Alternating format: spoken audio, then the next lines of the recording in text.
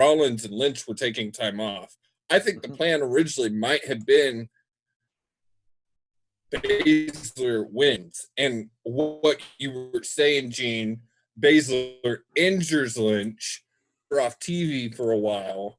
Then she gets, I'm back, I'm stronger, I'm here to take my title back. Yeah. But I think with the changes in the way they're filming now, that it changed things in the way it's working, maybe. Right. Who knows? But you mentioned about, how many times can we see the Baszler finish with the roll up? You talked about, if Baszler beats Lynch, that's the storyline that Lynch comes back with it. But we saw that, the lack of the confidence at the Royal Rumble when Lynch took on Asuka. That's the same storyline. So, yeah. I mean, there's nothing much you can do now with Lynch. Wearing the thing with the goat and all that stuff. It's I'm gonna get on this one for a second. I was happy that she won. Don't get me wrong, but if you were gonna make her lose, have her lose, drop the title, you could have brought the horsewomen in after that. Yeah. Yeah. And I've been waiting for that. I've been expecting that to happen soon. The 4 horsewomen in MMA versus WWE, they've been building that for 2 or 3 years now. Mm-hmm. And with Rousey out, it seems like the perfect time to pull that build and bring her back. Mm-hmm. Oh, definitely. Oh yeah, assuming she wants to come back. Because the last time I heard, she was talking about having a baby or something. I don't know. Yeah, so we'll see. I think she already had said baby, and now it's in her court when she wants to come back. Oh, okay. I didn't know she had a baby. Okay. I didn't think she had a baby. Oh, I don't know. I don't know.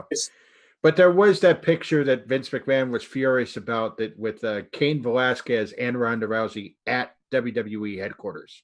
And the picture and Cain Velasquez leaked the picture of the two of them at the headquarters. Yeah. And Vince got mad and says you're breaking kayfabe. So kayfabe don't exist. That's true. That's true. And Vince was the one that killed it. All right. Mm-hmm. All right, let's go over to our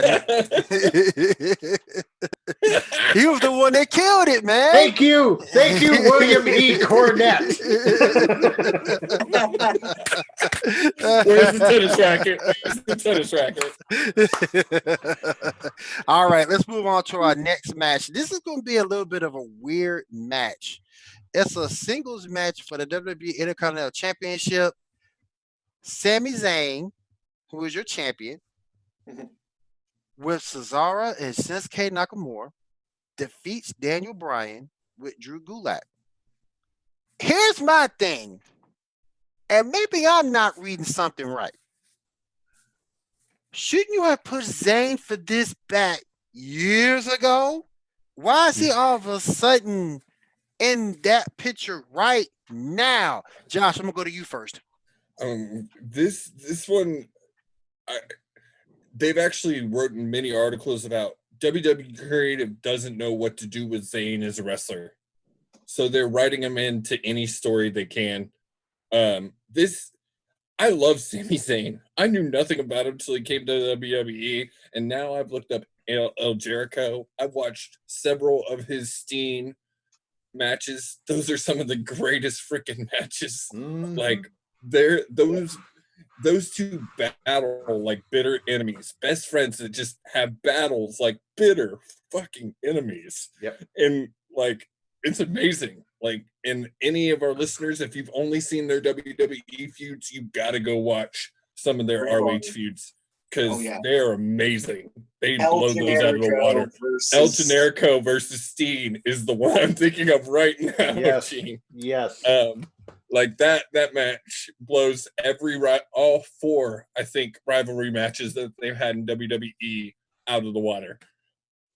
Gene, okay, my thing is, finally, out of all the matches we got tonight, we actually got a really good technical match out of Daniel Bryan, Sami Zayn. Sami Zayn goes good with it, and he plays the heel role for the And they beginning. played the gimmicks well.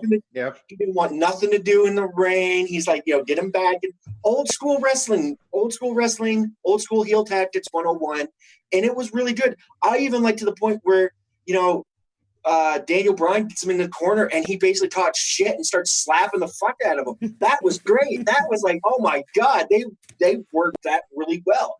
Out of all the matches of the night, if I was going to say, what was the most technical match, that Intercontinental title match was great. The only thing I had to say, and Rob will probably agree with me on this one, is that the new IC title needs to go to Paradise Customs, get a white strap put on it, and get a nice custom Paradise strap put on there. White. I think you need to get rid of that title all the way. I hate that title. You need to go back to the old school. Thank you, block the one that Cody Rhodes brought back. Yes. Yes, I hate the look of that new IC title. It looks like the 24/7 championship. Don't even look like that. I think they were trying to rip off the IWGP Intercontinental title because that's almost the exact same. No, it looks nothing like the IWGP Intercontinental Championship. It looks like ugly. hot garbage. That's what it looks like.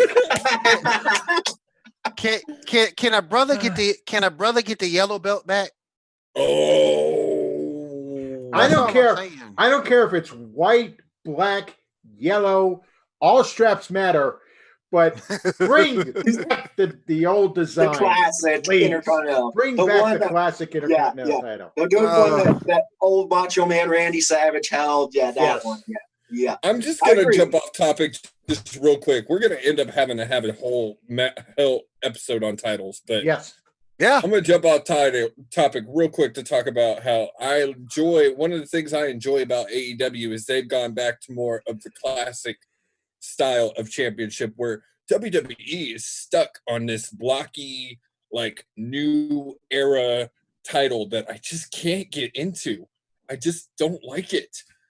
I like the classic belt with the diamonds and that's just that screams wrestling to me. And these blocky titles that they're trying to push. I'll steal a line from Jim Cornette. Remember, they're called belts, not titles. Yeah. Right? Yeah. Because the title is something that you're given. The belt is something that you wear. Yeah. As long as they don't change that U.S. championship, I got no problem. If you change that U.S. championship, you catch it all hell for me. I know what else I want to see go in WWE titles. They need to get rid of the pennies / nickels. Of the tag team champions. Yes. They need to get rid of those. Yes. They need to go back to the ruthless aggression titles for that. If they went that one, or if they went back to the good old 86, the big strap. Oh, yes. That's a tag team title. Yeah. That's a title I can get down. Coming soon to the Paradigm Shift podcast, the belt episode coming. There you go. Can break down. We can break. I'll just say right now, we'll take each individual title and we'll break it down from like heavyweight title to the tag titles today, and say which ones are crap and which ones are good. There, we'll just go through it that way. Yes, and they all need to be on Paradise Custom straps. That's right. That is correct. Shameless plug, everybody. Shameless plug. We'll start planning that one out. Hey Rob, you got any thoughts on this match before we go to the next one? It was good for what it was. I love seeing the Sami Zayn heel tactics. I love him as a heel, but I agree with Josh. I wish they would put the mask back on him.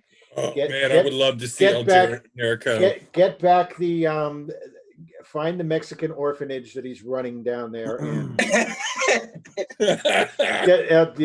Nacho Libre. I mean El Generico back. So oh my goodness, his Twitter account came live a couple of months ago, and there was rumor that they were talking about it. I would love to see him in the WWE. I think it would work. It would work. I want to get over. I want to get this. Would love that. I can't wait for Pro Wrestling Tees to bring it back. The Sami Zayn versus El Generico shirts. Yes. The match shirts that they have. Those are great. All right, let's move on to our next match, which was a triple threat ladder match for the WWE SmackDown Tag Team Championships. John Morrison defeats Jimmy Uso and Kofi Kingston to retain the titles. This is a very unique match. What did you guys think of it? I will go with Gene. Okay. Just starting off, it was what it was. It was a great match, but it would have been so much more better if it had fans. Well, I can't gripe on that because of this whole COVID-19, but it would have been so much better with fans. Now saying that, with everything that happened in this match, you see three guys that are noted for doing high spots. It was still hard hitting. There was a couple high spots here and there, but that finish was like something out of a really bad video game. You whack the buddy in the head, he grabs the titles as he falls, and then the other two just look at him like, oh, we did that? Like, that's how we end? Like, it was the worst finish, but I get the finish because it's just like they don't want to move the titles on. I get that. I feel bad for Miz. He got COVID-19. He couldn't perform. I get it. But it's just like, that's your finish? With everything, that's your finish? I was a loss for words. Let's just put you that way. We got to go Rob next because he looks like he's going to explode. Yes, I'm going to Rob. Rob, what'd you think, bro? What'd you think, Rob? Oh, where do I start? First off, thank you, Miz, for getting. Not that I wish this on him, but thank you for getting sick and not being able to perform, because it took you and Big E out of the match. Unfortunately, it took out Jey Uso. Yeah.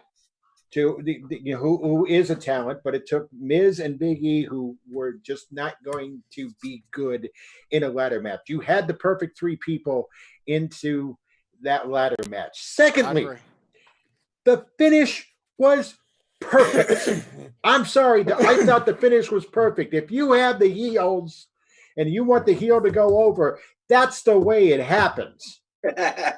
You find a way, and the heel comes away. No, don't shake your head at me, Will. I can see you in public if you will.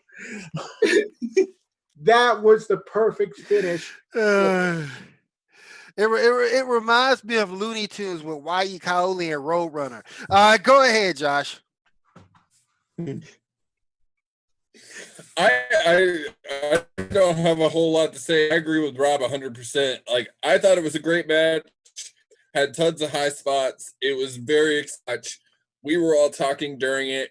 At that point, had been the match of the night. Pulled me back into Mania because I was starting to get a little bored.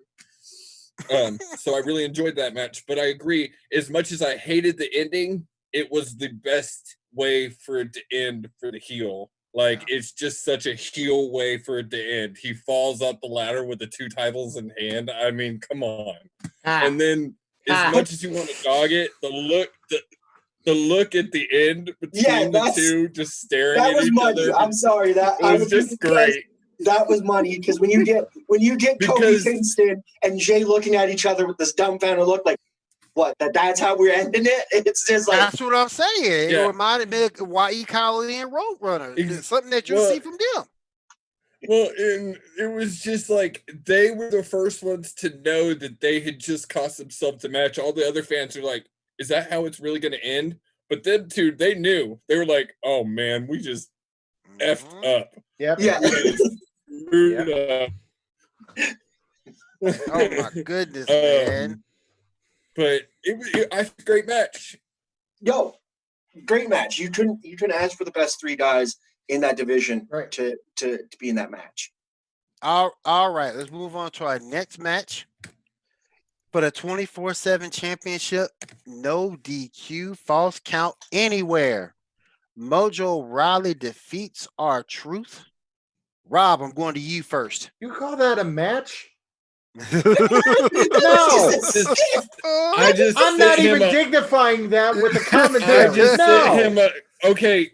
Little spoiler here, or forewarning. I just sent Will a list of all the matches that happened. Will did not get to watch Mania because he had family plans. So we're gonna do this one a little differently. we all know how it ended, so we're just gonna jump to Rob Gronkowski is the new 24/7 championship, and that is absolute crap. Yeah. I agree. Yep. I agree. Yep. I agree. Yes. He pretty much staved Judges off, hits everybody, and pins. Congratulations. Yes, like And then lands runs out in of the the pin. And then runs out of the performance center. And then we got Titus the O'Neil greatest. to host. I was gonna say, and then we got the greatest thing of the night, and that was Titus O'Neil hosting over Rob Gronkowski, because then Yes. we got Titus O'Neil's face And after and the even- Firefly Funhouse match, and which even we'll the- discuss here in a minute. But and even the yeah, and even that, and even I hate that title. Shoved it even- down our throat. And even though R-Truth lost, he still won 20 seconds worth of work. You're making a 6-digit salary for 20 seconds worth of work. You can't beat that in any profession you have ever been in. In public, if you will, testify. will. If you The- will, daddy. the If best you thing about- will. The best thing about that though was R-Truth coming to them and looking at them going, can I stick up here Oh, I with you just guys? messed up. Can I be up here with you guys? You know, it's really hard being the 24/7, 7-Eleven, 48/7, 365. European TV champion. Yeah. I mean- TV European champion and I-95 South champion. Because everybody's after you 24 hours a day, 7 days a week. And then they just look at him and a bang. It was just like, oh my God, money. Let me ask you guys a question. I'm gonna get off on a tangent for a quick second. Because I've been around the world with this question with a lot of people. R-Truth, is he a Hall of Famer? Yes. Yes. Yes. Definitely. There's so no too. discussion. That was the one thing I was going to say about the 24/7 title, is it has let more people see how amazing that man is. And when we talk about the Hall of Fame, we don't just talk about WWE. We talk about their whole career in general. Entirety. The stuff that he Mhm. did in Impact was Mhm, awesome. mhm. He had some amazing matches with some amazing people in Impact. That And was the first place where he really became, yes, he was the two-time NWA Yes. champion. So yes, Right. he was And- actually a I was just going to say, champion. we are talking about a former NWA World Heavyweight Champion. Yes. Yep. And Yep. if he were to, which he never will, he's set with WWE for life. He's now Yeah. one of their standard bearers. But if he were to ever leave, he'd be amazing on Power. Absolutely amazing on Power. oh, definitely. And that's one of the good things about the 24/7 title, is it's letting a lot of people see his comedy. But man, I Yep. wish they would let them see how good of a worker R-Truth is. Because yes, he can talk, but that can work. Yes. He Yes. can work, Yes. work, Yes. work. Yes. And I love R-Truth. I think yes, definitely. Ron Killings definitely deserves a spot in the Hall of Fame. Oh, absolutely. And I he'll think get he'll it. get there. I think he'll get it. You do know who would put him in, though. You know who would introduce him into the Hall of Fame. It would be none other than the Road Dogg, Jesse James, would have to. Gotta be. Yes, It's gotta be. yes. It's gotta be. We got to Gotta bring be. Kate Quick back in there. Yeah, it's gotta be him. Wait, what am I missing? What did they tag team? Oh, I forgot. You this is a little before you. I forgot. Oh my goodness. What? No. You Oh have my homework. God, did they really tag together? Yes, in the Yes. 3 Live Crew. Even before that. Oh, okay. Even before okay. that. Before Yeah, the Three Live I've Crew. heard of. Yeah. That's your Josh, that's your homework for tonight. Look up Yeah. look up Every that week, tag man. team. That's your homework for tonight. And Oh my I've heard goodness. of Who was Three in, Live now, Crew. now, who Yeah. was it in the Three Live Crew? It was R-Truth. It was Road Dogg. Mhm. And was it Conan? I think it's Conan, Conan. Yeah, it was It Conan. was Conan. It was Conan. It was Yeah. Conan. Yeah. Because that R-Truth and Conan are 3 Live Crew I've heard of. I didn't know Road Dogg. And then TNA brought in Billy Gunn to team with the Road Dogg, and they became the Voodoo Kin Mafia Yeah. back in the day. Which Voodoo Kin Mafia, the VKM. Gee, what does that mean? All right, let's move on. Let's move on. In a no DQ match, Kevin Owens defeats Seth Rollins. I have a feeling we've seen that match before. Who wants to chime in? I'll take it. I'll take it from the beginning. It was from the beginning. You get this match. It was a normal match. Seth had the dubious appearance of looking like the Exalted One. Because I remember telling Josh this when I first seen it. I'm like, oh my God, AEW's going to have a field day with this. Because he looked like the Exalted One when Seth came out. So as the match goes on, we get the old heelish turn that he didn't want to lose. Smacks Owens with the good old ring bell that actually you could have said ding, ding, ding right there because that ding that he smacked with was pretty good. Heard it cleanly. Ding! And so they were about to end it. And they were about to end it, and then Kevin Owens was like, no, that's not how we're going to end it. They went into a no disqualification match. And I think we got the biggest moment of the night at WrestleMania Night 1 when Kevin Owens is standing on top of the sign and says, hey, Seth Rollins, here's a WrestleMania moment for you. And Cactus jacks off the sign and down onto Rollins. It was phenomenal. It was everything that you expected to be, and Owens gets over, and that was what I expected. Rob, what you think? What you think, Rob? It wasn't a Cactus Jack Leap, it was a new Jack Leap, but that's another story for another day. But yeah, I was going to say the same thing, Rob. It was from another mother. There we go. Oh my goodness! It was good. It was a good match. It was probably the best match of night 1 for me. Yeah. Other in the Performance Center, that was the best match of night 1. Center. Yeah. Yes. Yeah. But yeah, it was. Yeah, that's all I can say. And that was a great touch with the leap off the WrestleMania sign. It was good the WrestleMania sign was there, because if they would have put that in the stadium, he wasn't leaping off of that. He would have leaped off of something, but not that sign. But it was okay, great. So we're coming to me next because I read an article about this. Yes, we're coming to you. An article. Kevin Owens actually went on Twitter the day after and said that his plan was to jump off the pirate ship at the Tampa Bay Field. He said they toured it last year when they announced it, and he took pictures of it then, said, I'm jumping off this next year. And they were already working on the spot when WrestleMania got canceled. And that's when it moved to that. My opinion of the match, I thought it was a fabulous match. Rollins and Owens never disappoint. They're amazing workers. They can put on a hell of a match. I loved the bell to the head, turning it to a no DQ, because I was like, oh, come on. Again, not invested, hadn't watched all of it, but I was like, this can't end that way. This can't end that way. We've seen that match. Go and we've seen that match before on Raw. So you had to throw something extra in there to make it different. Yep. So, we've seen it before. And finally, Kevin Owens getting his win. Yeah, and then I got to make I got to get my comment on the elbow too, because the elbow was awesome. It was just, there had to be one high spot in that match. And when I saw Owens walk around the side, I was like, yes, he's going to jump off of it. Yes. All right, let's move on to the next match. I talked to these guys on this match. Braun Strowman defeats Goldberg for the Universal Championship. Josh, you a fool. Josh said it took COVID-19 for Braun Strowman to be a champion.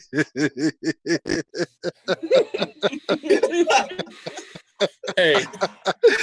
Oh my gosh. Go ahead, Josh. Is he wrong? Is he wrong? Yeah, wrong.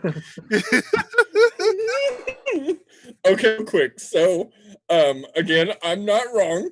Because if it had not been for Roman Reigns' leukemia and him backing out, this would have never happened. And in reports that I read today, it almost still didn't happen. They almost put the belt on Jeff Hardy. Wow. It was this close to putting it on Jeff Hardy. Wow. And so, it took COVID-19 to give Braun the strap. Probably 6 months to a year ago, I would have been really excited about this. Braun Strowman, with his comments on indie wrestlers and just him in general, has grown really stale on me. I'm not super excited about it. I think he'll drop it probably really quick to Roman once we get back into a normal thing. So, Gene, what you thinking, bro? I can give it and sum it up to you and paraphrase the entire match. And here I'll go. Braun Strowman comes to Goldberg man. Does 4 power slam or does 4 spears, tries to go for a jackhammer. Braun Strowman with 4 power slams. Braun Strowman. That is the entire match summed up into 19-second terrible for you to everybody out there. That is the entire match. Do I think Braun deserved it? No, after all the comments he's done. He's that 2 steps forward, 5 steps back type guy. And yeah, he'll probably drop it simple and easy to Roman. Always. That's just. From what I understand, they're saying that there's reports that I read this morning that Bill Goldberg is really hard to work with. So they wanted to get the belt ASAP. Yeah. Well, the story I read is that he forced them to put it on him against the Fiend because he sees himself as a superhero to kids, and he didn't want to take the loss to the bad guy. Personally, in reading that article, I just felt like, oh, okay, the old timer didn't want to put over the new guy. Right. But I've heard that about Goldberg many times, and they've said that many times, and they still keep bringing him back for that Saudi money. And as long as they keep offering them that Saudi money, he'll keep coming back. So, oh yeah. Rob, any thoughts on this match, my friend? I'm gonna say, and Gene's heard me say this, and I'm gonna say it again the same way I did it on Sunday in the VOH talk about WrestleMania. I apologize to every kid in America for Braun Strowman's actions at WrestleMania because he beat up Santa Claus. If you look at him, he beat up Santa Claus. Oh my goodness! It was just, it was what it was. It's the fact that, after, we saw the reports today, Goldberg pulled the card, the creative control card at Saudi Arabia and got the belt off the Fiend, that they wanted to get the belt, no matter who it was, they were getting the belt off Goldberg at WrestleMania. And I don't think this could be the one of a few, and we'll talk about the others later. This could be one of a few that we may not see in the WWE anymore.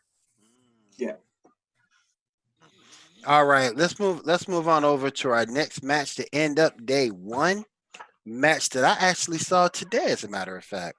The Undertaker defeated AJ Styles in a Boneyard match. Who wants to take this one first? I know you guys all loved it. I want to go first on this one. Okay. Go ahead.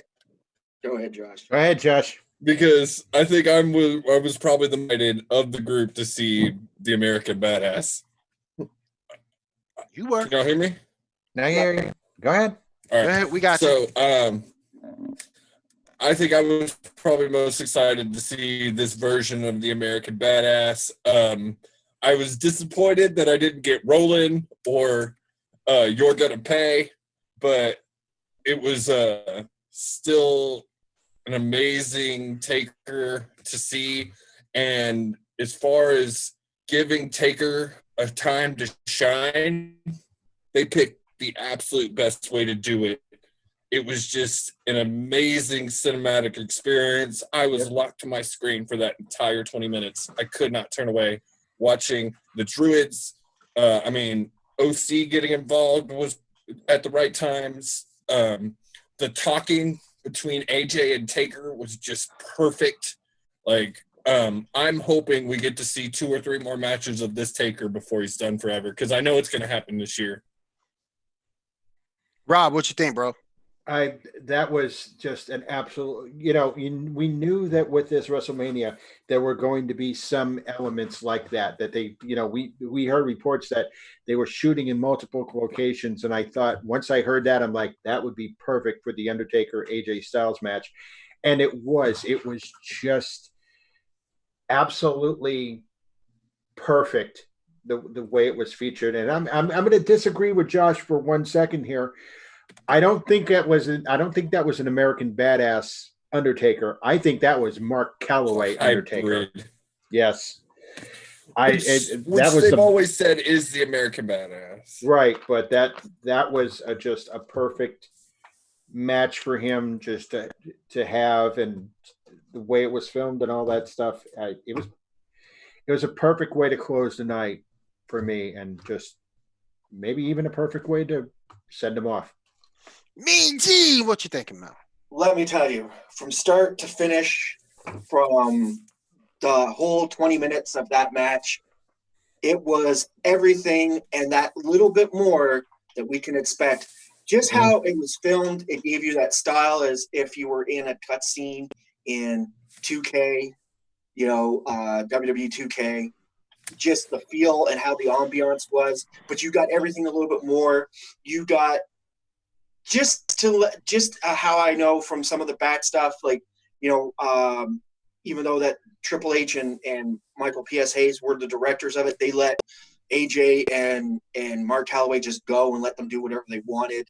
There were some great moments, like when he grabs the railroad spike and he goes punching the window and he gets cut up. Like, just those moments, just those little tiny moments were little things that shows just the dominance. Even to the point, I would have to say, even to the point when AJ gets him down, he gets him in the hole and he goes ashes to ashes, dust to dust, and he looks like it's all over. And then all of a sudden the lights come from behind and he pulls out that one little bit more of Undertaker, and it looks like he's right clean again. He's like, we're ready to go. And AJ's got this whole, like, how did you do that? Why did you do that? You couldn't have done that. What's going on type thing. And even when he throws him off, right at the end there, throws him off and is looking at him. And my favorite spot in the whole thing was when he got him close to the graveyard, he's holding AJ in the chokehold, and AJ, in his like almost cowardly 3-year-old or third grader voice, goes, "Don't bury me. Please don't bury me." And then Mark Calloway goes, "Dude, I wasn't gonna. You gave me one hell of a fight." He gives him a big old hug. Looks like he's about to walk away, and then he boots him in the face, and said it was the perfect way, the perfect send-off. You couldn't get any better. Did he say, "What's my wife's name" before the boot? Yeah, yes. I'm trying to remember that. Yes. What's my wife's name? Yeah. Are you gonna call me old again? Yeah. Like he throws him down. He goes, so what's my wife's name again? Yeah. And he doesn't say nothing, and he goes, "How old am I again?" Yeah. So and Josh, I'm sorry that you didn't get Rowan or you didn't get You're Gonna Pay and all that stuff, but you got to admit it was very cool to hear Metallica. Yes. Oh yeah. No, don't get me wrong. Like, if you had to go, because like you said, it's not American Badass. Right. It's a hybrid take. It's all of it's Mark Calloway, it's American Badass, and it's Taker, all one. And so you had to have a new song for it. Yeah. But I want to jet off just a little bit on this one because I want to talk about, was this it? Because truly, I think they're going to try and push it to Survivor Series and let him retire. 30 years Survivor Series, done. But that's just a personal opinion. I think they opened up this Taker because it allows him to promo a little easier. I think also too, AJ Styles deserves a shout out for this because AJ, yes. Well, and I think it was Kurt Angle who told Mark that if he wanted to have a great match, Saudi match, to work with AJ, he said that he would give him a great match, and they did. They pulled off one of the greatest matches, like cinematic matches I've ever seen. All right, you guys, that's good. Go ahead. I just want to Rob G, do y'all think it's done, or do y'all think he's got a couple more? From what I heard, there was a podcast that was done with Bubba Ray Dudley, and they said like that what happened on that night one with the Boneyard match could lead to definitely another 3 years with Taker and doing matches in that type of style. That's true. They were talking about, well, what, everybody's always talked about having Sting Taker. Just imagine having a Sting Taker match in that style. You could do it and be a good match instead of a crappy old man match. Yeah, it would go, and you'd be able. It gives them more flexibility. They get to do whatever they want. They're in control of it. There's just so many bonuses to doing a match like that. Like if we were to have the next let's say 3 Manias from here, and you got a Boneyard match at every single one with 3 different people, let's say Sting, let's say he grabs somebody else and another person. If that's the way you want to send them off, that would be the perfect way to do it. Gene, I had not thought of that, and I got to say, I hope what you just said comes true, because that sounds amazing. What you thinking, Rob? I'm thinking that if that's the way the Undertaker's going, that's the perfect way to go out. And I'm sorry to say, and please forgive me, Undertaker fans, but I'm going to give you the truth reality here. The send-off that happened at WrestleMania 32, I think it was. The one with Roman Reigns, yeah. The one with Roman Reigns, yes. That was the perfect to send off Mark Calloway off. I would think that was the perfect way to send off Mark Calloway into the sunset. Yeah. I stand corrected though. The Boneyard match was the perfect way to send him off. Because because he lost that match against Roman. Yes, he did. He did. Yeah. So I'm thinking in the Boneyard match, he was the victor. So you always want to remember your heroes as being victorious before they finally hang it up. So I agree with you guys. I think this is the best way to do it. Maybe we'll hear more coming out about it in the Undertaker One Last Ride series coming soon to the WWE Network. Network, yeah. There you go. I mean, I watched what they premiered the day after Mania, and it was interesting. And that's what makes me think he's probably got a few more in him. And Gene, I hope they do the Sting Taker in this cinematic version, because that's a match I've always wanted, and I thought we're just 10 years too late to see it happen. But in this, it could work so great because those characters just have such cinematic mentality to them. Yeah. But we got to move on. We'll move us on. All right. This is the end of day 1 of Mania. I'm going a little off topic. I want to get grades from day 1 from each of you. So, Rob, what's your grades for day 1? I'm going to add one real quick, Will. Day 1, grade and top match of the night. Okay. Grade, I'm going to give night 1 a B+. Maybe close to an A- for that one. Match of the night was definitely the Boneyard match. Gene, what you thinking, man? My man, I had to give night 1 a grade, with the match of the night being the Boneyard match. Definitely. And Josh?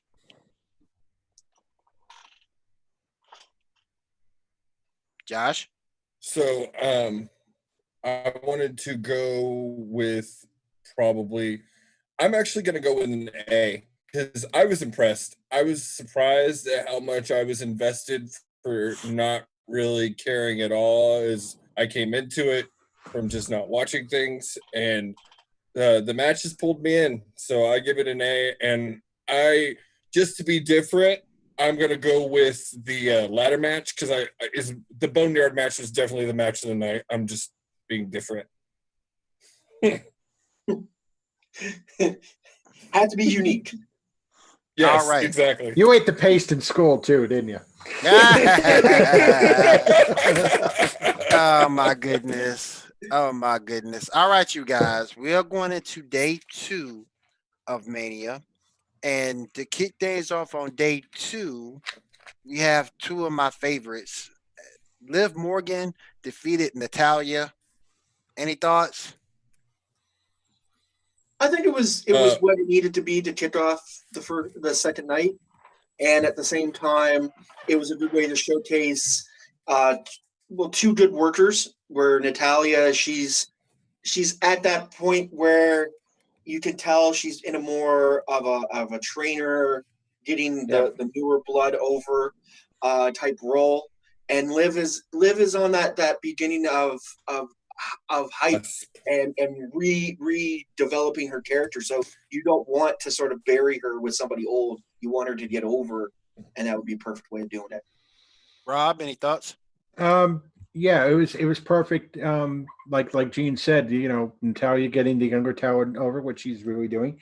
As much as I like seeing Natalia, I think she's in the perfect role, and I think it's time to switch her into an agent role.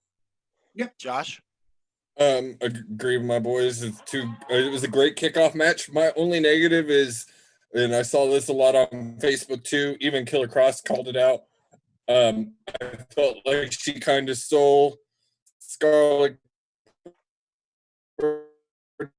Bordeaux's outfit, like the black, almost BDSM outfit was very similar to the stuff Scarlett Bordeaux wore. All the she's an Impact, which was weird to me. Yeah, but you don't in WWE. I don't know what that was about. Yeah, but you don't think but Dana Brooke was a good match. Liv impressed. Last time I saw her, she was very boring. Yeah. And Dana Brooks was the same way when she was in NXT. That's true. So you can't say she stole Scarlett stuff, because Liv could have been stealing Dana Brooks stuff. Oh yeah.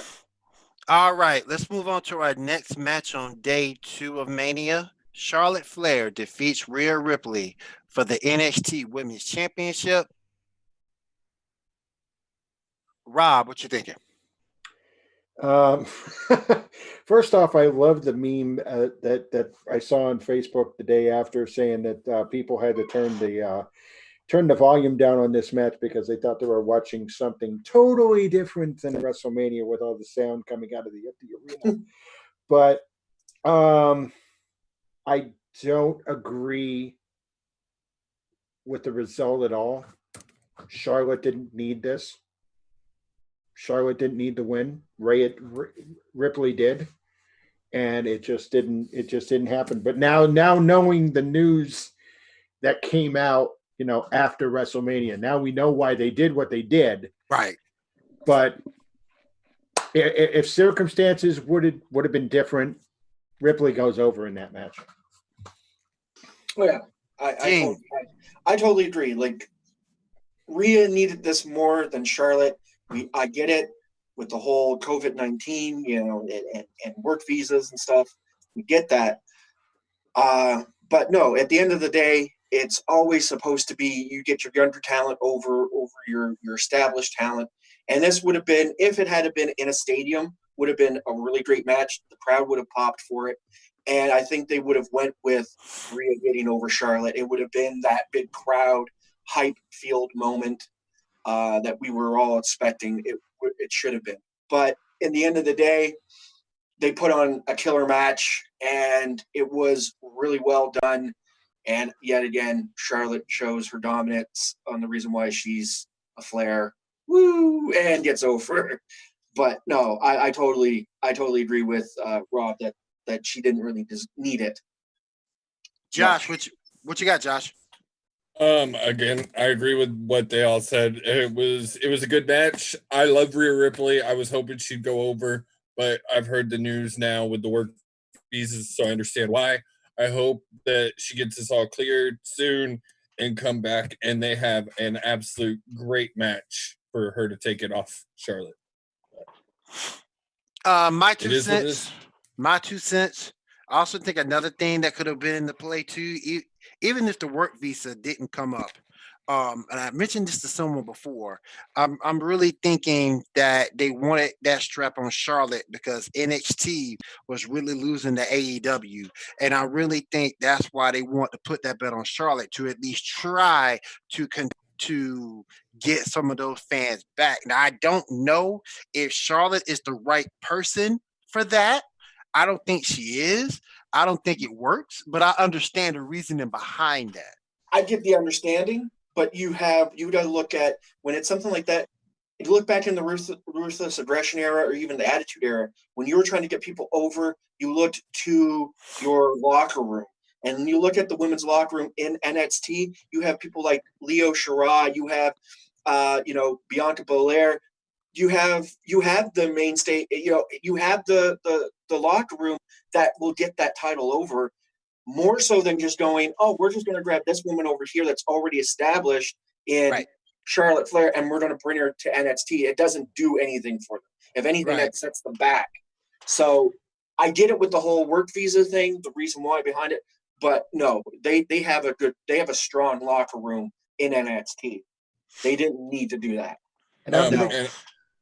Go ahead, Josh. Go ahead. No, you go ahead, Rob. I've been interrupting you all night.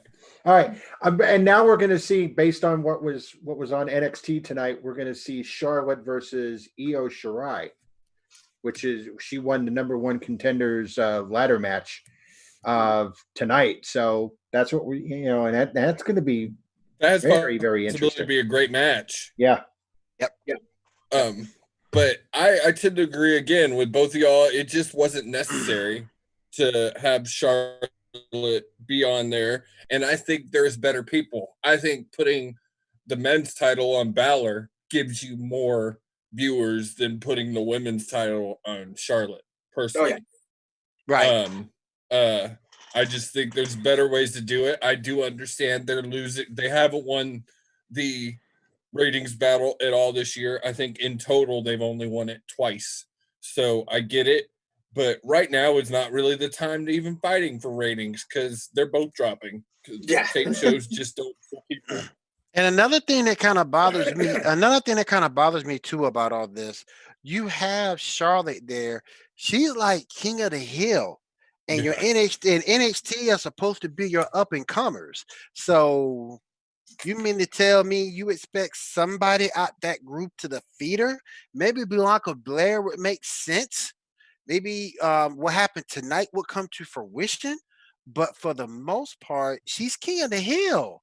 I mean, she's done everything in this sport in such a short amount of time. And to put her in that spot, it's I want to say this, and this is something with Charlotte Flair.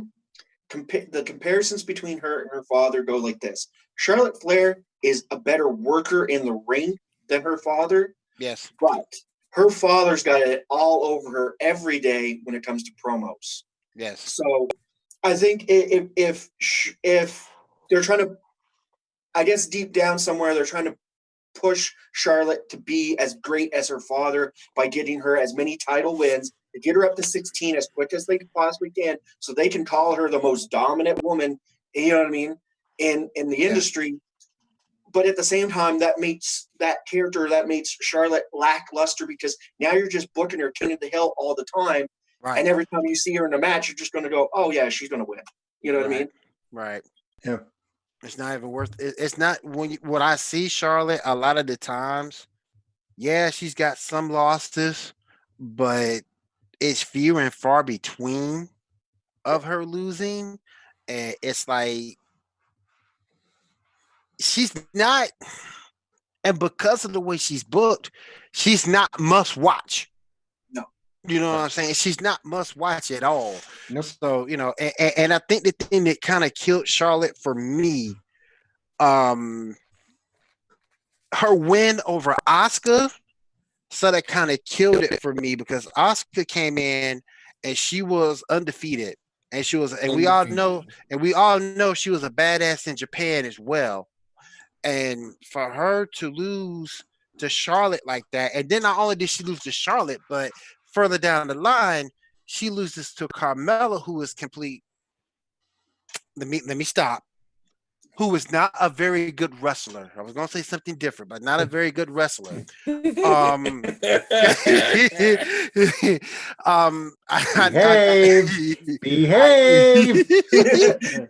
I didn't understand that. Remember, children, this is a family show. Yes. Oh, please, you two dropped F-bombs earlier, so me and William are being the church ushers. You're the bad kids in the back room. That's right.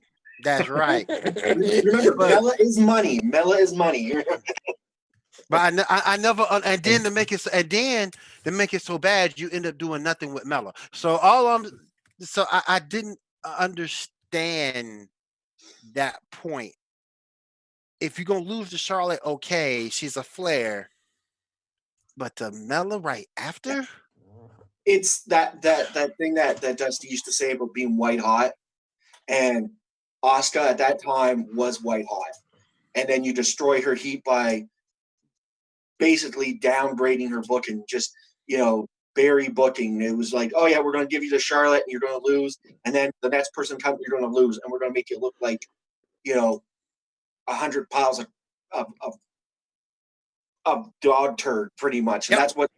that's what turned out to be. It just didn't bode well for Asuka, and then that's why they booked her with Kairi Sane, and they got the Kabuki Warriors, and you thought you were going to get something out of that, and then they didn't book it. So it's just like, that's all on booking. That's all on the writers. Yeah. All right, let's move. If nothing else, let's go ahead and move on. Alistair, one thing real quick, Will. Go ahead. So my thing just real quick on Charlotte is that I read an article, John Cena was on after the bell, a WWE star or another golden era because of the fans. Because the moment that someone starts to get over and WWE starts to push them, we turn on them. But I don't necessarily think that's the case, because you mentioned it right there with Flair. Like, we have rejected her so much. Reigns is the same way. We have said, we just don't want them to be the guy this way. Let them grow organically. Let them become the man. Don't shove them down our throat. And Vince just refuses to do that. He just feels he knows best. He knows who we want to be the top guy. Right. And as much as I love Cena, I disagree with this fact 100%. I think you got to go with who the fans are pushing. But then when you start to push them because the fans over, like Lynch, she was so over last year. Everybody wanted her to win. Everybody wanted her to be on top. And then they pushed the man gimmick so much down our throat. Now everybody's bored of her. That's true. That's true. All right, let's go ahead and move on, guys. Aleister Black defeats Bobby Lashley singles match. Now, Bobby did Atlanta win. Rob, what was your thoughts match? I'm sorry. What match are we talking about here? Bobby Lashley and Aleister Black. Okay. All right. It was good. Anytime I see Aleister Black on my screen, I am absolutely, mesmerized, and I'm glad he got the win here. I mean, could have been better. It just didn't do anything. No, it just the only thing it did is like establish Lashley and the possible split between him and Lana. Yeah, it was like Aleister Black was an afterthought. Thank God, which is terrible. Yeah, they pulled the trigger on what the fans wanted to see, is the breakup between Lana and Bobby Lashley, and at least put that doubt in there. And sorry with the F-bomb. That's three. Sorry with the F-bomb. Anyways, put that doubt. Ladies and gentlemen, me and Gene are trying. We have dirty mouths. Yeah. Put that. What are we going to do with these two, William? I don't know, man. I don't know. Put that seed of doubt, and we got to see the Black Mask as he was trying to go do the spear. All because Lana said, go do a spear, not to do what he was going to do with the finisher. Not to do a Dominator. Yeah. I'll agree with both what these guys said. I love Aleister Black. I'm like Rob. Anytime he's on the screen, I can't turn away because I don't think the man can have a bad match. It doesn't matter if the talent, because I don't think Bobby Lashley is great. Like, he's a big man in wrestling, so he's got. I think Black just puts on a great match with whoever he's in the ring with, and yeah, I think we got the best thing out of this is start to see the split between Lana and Bobby Lashley, because that storyline was stupid from the beginning.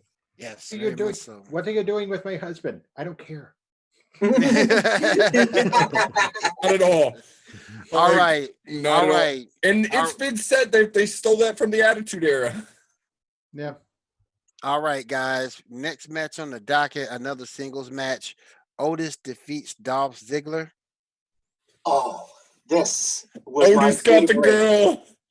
This was my favorite because this was okay. And we said this in the VOH, and Rob was there. Everything that was wrong with Lana and Bobby Lashley, they did everything right on SmackDown with Otis and Mandy Rose. It was the perfect way of doing it. The match was great.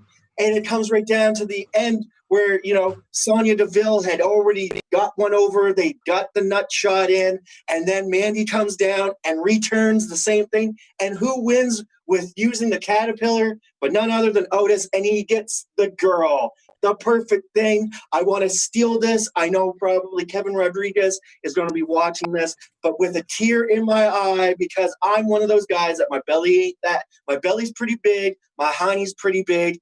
And let me tell you something. It was perfect to watch. It was the best way.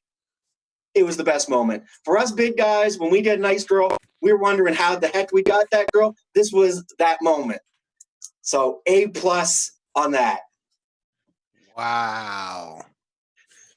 Rob, can I jump in here real quick? He said that with emotion. He said that with feeling. Conviction. Convictions. Go ahead, Josh. So I totally agree with Gene. I was so happy to see it because Gene, I'm the same way. Fluffy in the middle. And it was nice to see the big man get the girl for once. And me personally, I know a lot of people don't feel this way. I have liked Otis since NXT. I've liked Heavy Machinery. I think Otis is hilarious. He's never gonna be the Universal Champion, but he's a great mid-carder. He's a good worker. He's funny enough to be a good promoer. He's not like the Rocket talking, but he is comedic enough to get through a promo. And I thought him and Ziggler put on a really good match. I absolutely love Dolph Ziggler. I think he could be the top guy in any company, and he is an idiot for staying in WWE this long. But I thought it was a good match, and go Otis.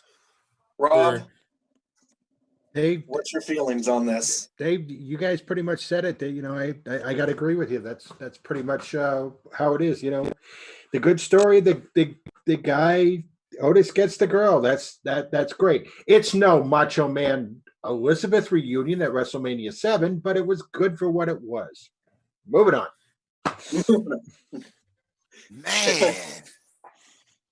Man, good grief. All right.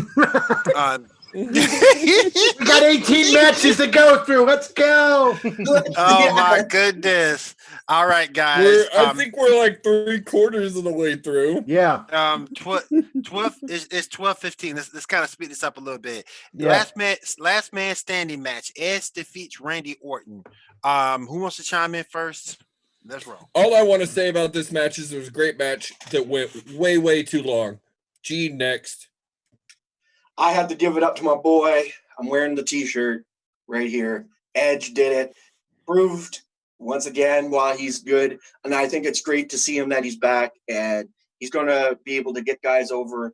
It's great. It was awesome. It was a good match. I thought it was a great match too. I'm just sorry it's getting the backlash that it did for one little scene in it. So, All right, next matchup. Rob Gronkowski defeats Mojo Riley in a no disqualification falls count anywhere match for the WWE 24/7 title. Can I say it? Can I just say it for everybody? Trash. Yeah. Okay. Trash, done, skip. I'll add one more word. Next. There you go. There you go. There we go. For the tag team match for the WWE Raw Tag Team Championship, the Street Profits defeat Angel Garza and Austin Theory. What did you guys think about that match? I thought it was a good match.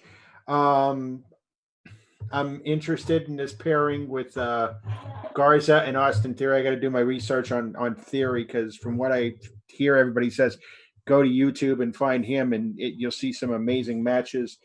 Street Profits and I think we said this on Sunday in the one chat. Street Profits have that. They're very close to that Rock charisma. Yes, that they can just talking to people in the building and just have a good time with them. And I love watching the Street Profits, and they're going to get better now that Montez Ford's wife, the EST of WWE now is with them. So, which I agreed with her putting her in there. In that case, I didn't like the next night seeing the first hour of Raw dedicated to those 6 people. I thought that went way too long. It was an hour. It was the first hour. It was the first hour of Raw because it started with a rematch for the WWE title that it was the Street Profits versus Garza and Theory. Then after that match ended by I think a disqualification when Zelina Vega interfered, Belair came out. So then we had Bianca Belair versus Zelina Vega. And then after that match went on and it turned into a Donnybrook, then it turned into a 6-man tag, a 6-person tag, excuse me. Street Profits and Belair versus Vega, Garza, and Theory. No.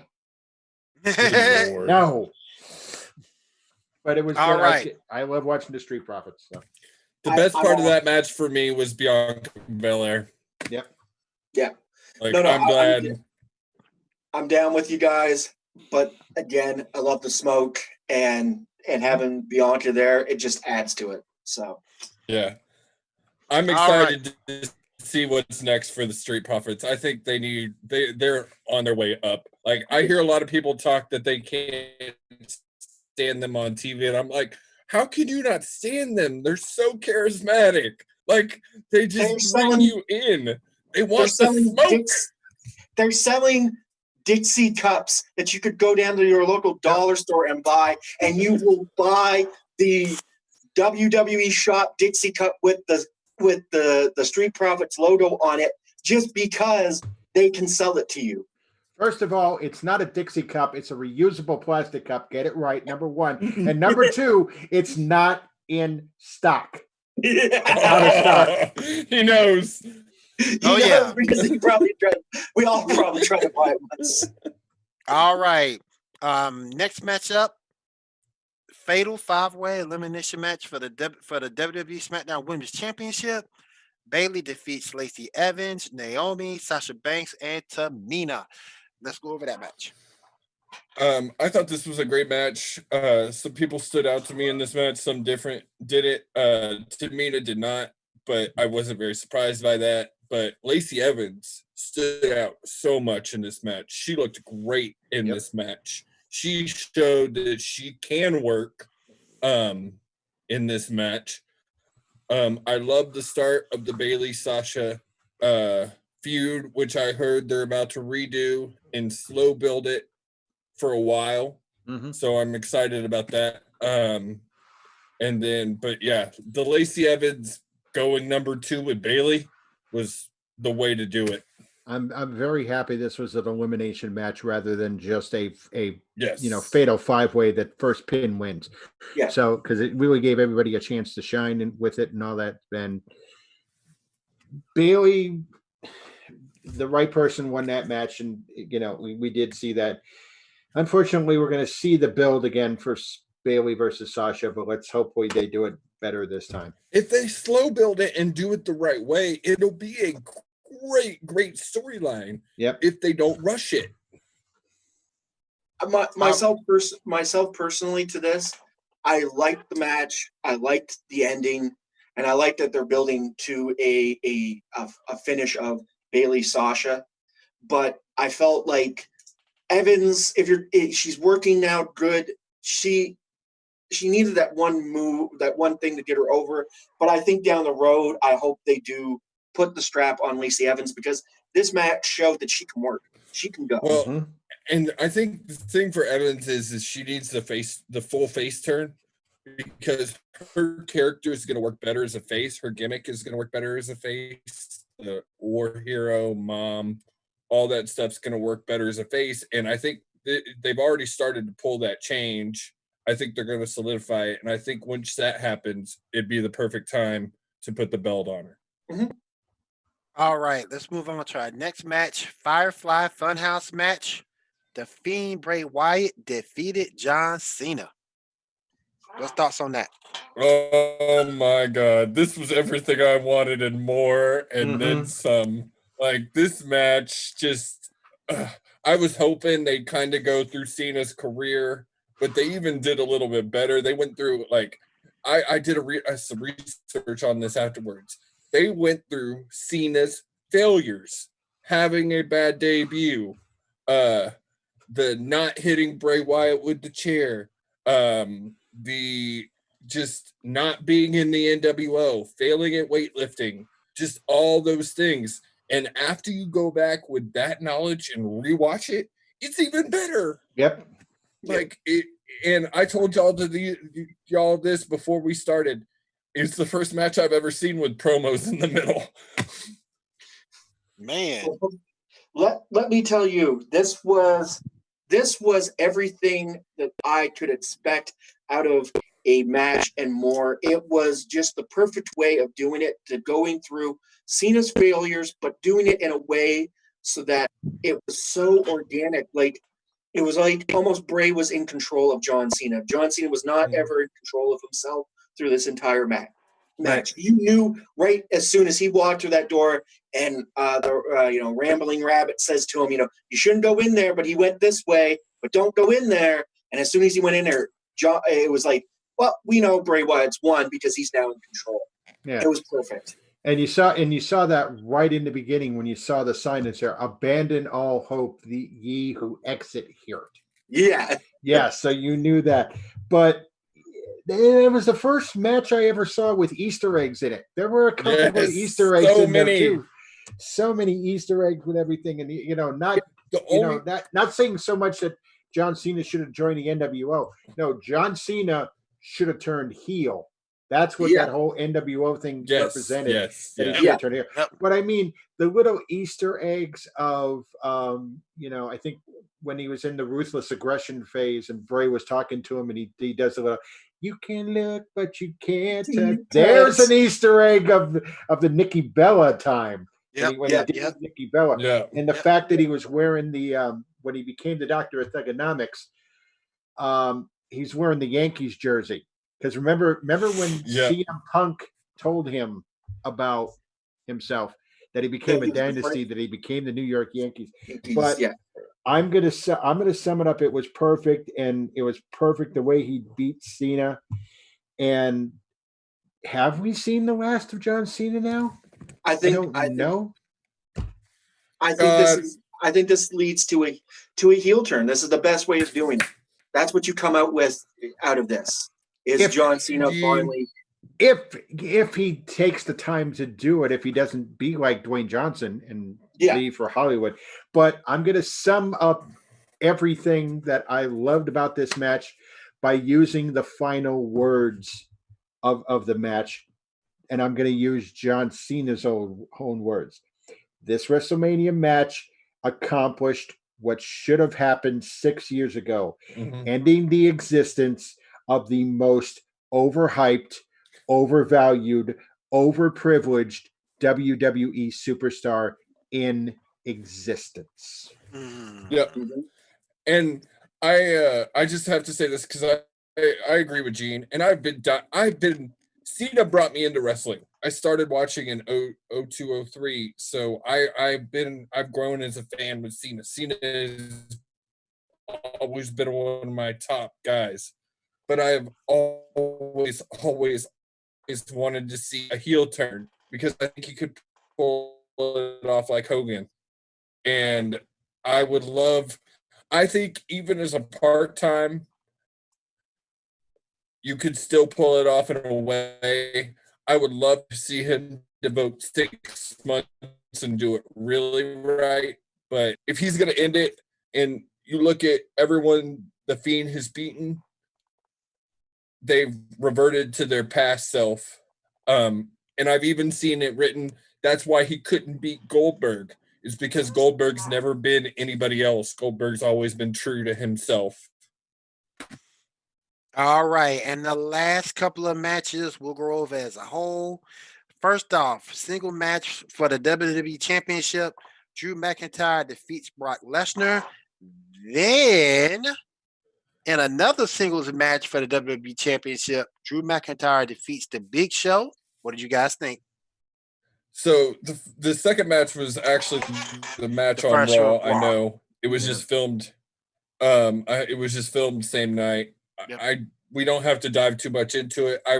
They only did it because Show's match premiered on, or show premiered on Netflix this week. Yes. That was the only reason they had that match. Yeah. But it was a great show. It was a okay match. It was a good match, I guess. It was all right. The match, however, with Brock Lesnar was done perfectly. Like, that match was perfect. Two big behemoths coming in. Don't give me that look, Gene. Don't give me that look, Gene.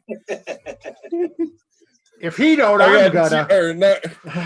Gene is shaking his head. I'm sorry, Rob. Gene is shaking his head, agreeing with me. Rob, you're giving me this dumb person look. It wasn't the greatest match, no, but it was what I expected. We went into it at 9:20. I knew it wasn't going to be no long fight fest. Neither of these guys are paid by the hour. It was going to be a quick match where you were going to see their finishers real fast. And it's what it was. And I knew what was going to happen. I knew that Drew was going to pull the win. So I think for myself, they did the right thing in giving you that moment with Drew McIntyre winning over Brock Lesnar. It was great in the sense of hearing Paul Heyman telling him, keep F5 in him. You can do it all night long. He's done it, you know what I mean? He hits him with the first F5, get a 1. Hit him with the second one, he gets 1, 2. Hits him with the third one, it's still 2. And Paul Heyman, keep doing it. And then when you're about to do the fourth one, 4 Claymore kicks, and bang, done. We go home, and we write ourselves with Drew McIntyre being the heavyweight champion, which we all wanted, and you knew it was coming. All right, guys, very quickly, grades for night 2 and grades overall for the event, and then we got to roll. Rob, real quick, what did you think of that match? And Gene pretty much said it. Let's pretty much sum it up. Claymore kick out, German suplex, F5 kick out, F5 kick out, F5 kick out, F5 attempt, Claymore kick, Claymore kick, Claymore kick, Claymore kick, pin. It could have been. I love Drew McIntyre. I'm so happy he's the WWE champion. He just deserves so much more. And that goes to his opponent. Lesnar's not going to give you that. No, that goes to an empty. No, that doesn't go to his opponent. That goes to an empty arena. Well, not true, in front of 70,000 people in Tampa Bay. Yeah, I agree with you on that. I've stopped bringing that up because it's just not something we can help now. Exactly. All of these matches suffered because there wasn't fans, but it's just, unfortunately, for the next few months, it's what we're stuck with. But I'm going to give my grade real quick. I thought night 2 was weaker than night 1, so I'm going to give a B minus. My favorite match of that night was probably Firefly Funhouse. My favorite actual match of that night would have probably been the tag match. I'll make it quick. I'm gonna go with a B plus. Favorite segment was the Firefly Funhouse match. Favorite match of the night was Edge versus Randy Orton. Gene, finish this up. I will finish this up with a B grade for night 2. My favorite match or the favorite segment of the night, would be Firefly Funhouse for sure. And my favorite match of the night, I had to give it to my boy Edge. All right. Thank you for joining us here on the Paradigm Shift Wrestling Podcast. Josh, we'll hit them up with all the social media where folks can find us. Yes, sir. You can find us on Facebook at Paradigm Shift Wrestling. The Instagram is up. It's just not running yet, but it'll be there soon. Please like, share, comment on this post. Last week's video had 2.8 views on Facebook. The video before that had 4.5. Let's keep those views going. Please follow us on Facebook. We're at 66 followers. We want to get that up to 100 here as fast as possible. Please like, comment, share again. Next week's episode, we're talking about jobbers. Awesome. Gentlemen, it has been a pleasure and it has been an honor for myself, Josh, Gene, Rob, Brett. Thank you. Thank you to the Stables Network. We'll see you all again next week right here, Paradigm Shift Wrestling Podcast. See you later.